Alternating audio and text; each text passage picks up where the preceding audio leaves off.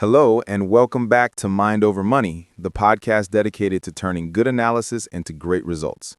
Today, we're diving into a topic that separates the 10% of consistently successful traders from the 90% who struggle: the psychology of the market.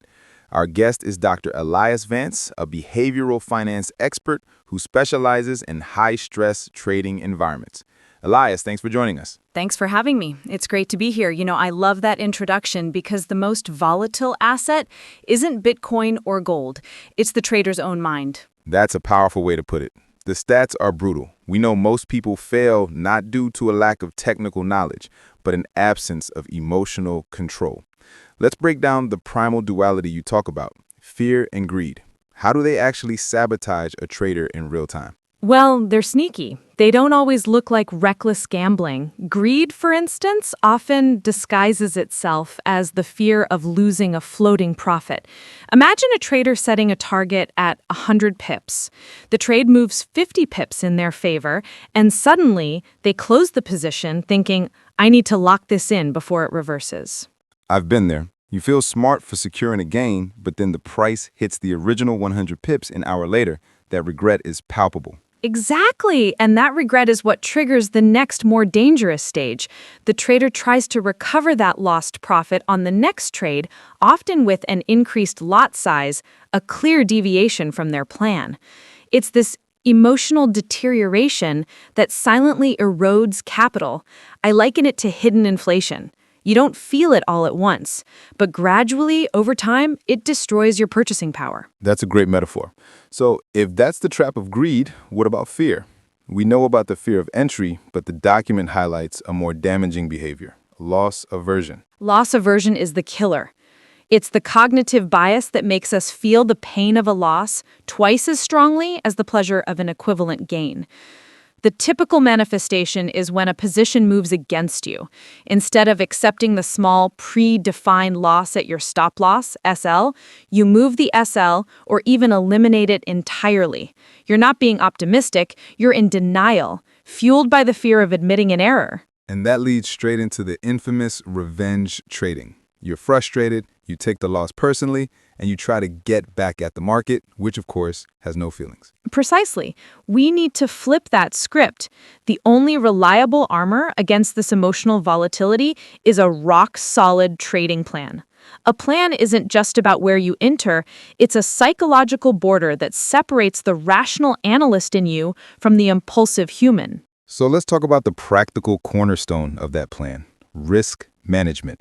How does a simple 1% rule become a powerful emotional anchor? The math is the therapy. If you know that your maximum risk per trade is only 1% or 2% of your total capital, the emotional impact of any single loss drastically reduces. Fear can only paralyze you if the potential loss feels catastrophic. If the maximum loss is trivial, say you lose $100 on a $10,000 account, that's not catastrophic. It's a small jolt, not a collapse. It forces you to view losses not as personal failures, but as the fixed cost of doing business. Absolutely. A coffee shop accepts that it has to pay for beans, electricity, and rent. A trader must accept they have to pay for their stop losses. When a trade hits the SL, the mantra shall be, cost of business paid, the plan was maintained. You must focus on process over result. That focus on process brings us to the institutional mindset. Novice traders are often chasing the silver bullet, the perfect indicator that guarantees 100% success. But institutions operate differently. They think in terms of probability. That's the key shift. Trading is a game of long-term probabilities, not a deterministic system. You don't need to win 80% of your trades. You just need your risk to reward ratio, R to R, to be positive. Take a simple example. A 50% win rate with a 1 to 2 RR.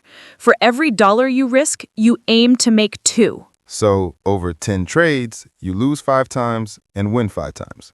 5 times $1 loss is $5 lost. 5 times $2 win is $10 gained. Net profit is $5. Exactly. You won half the time, but you're profitable. Once you fully assimilate that concept, the fear of an individual loss vanishes because it's a necessary part of the statistical sequence. Every loss brings you one step closer to your next winner. That brings us to the last critical tool for maintaining this mindset, the trading journal. It needs to be more than just a list of entries and exits, right? It has to be. The journal validates your decisions with data. Crucially, it must record your emotional state at entry and exit. Did you feel anxiety, impatience? Did you manually close the position because the pullback scared you before it hit the SL? By logging that emotional trigger, you gain self-awareness, which is the first step towards self-correction. And once the analysis is done and the order is placed, what's the best psychological defense? Go and do something else. Your job shifts from analyst to robotic executor. Your mind shouldn't be glued to the chart because every price tick is a new temptation for emotional intervention. If you experience 3 consecutive losses, even small ones, you must have a mandatory rule. Close the platform immediately and take a 24-hour break. That prevents emotional tilt and revenge trading from ever starting.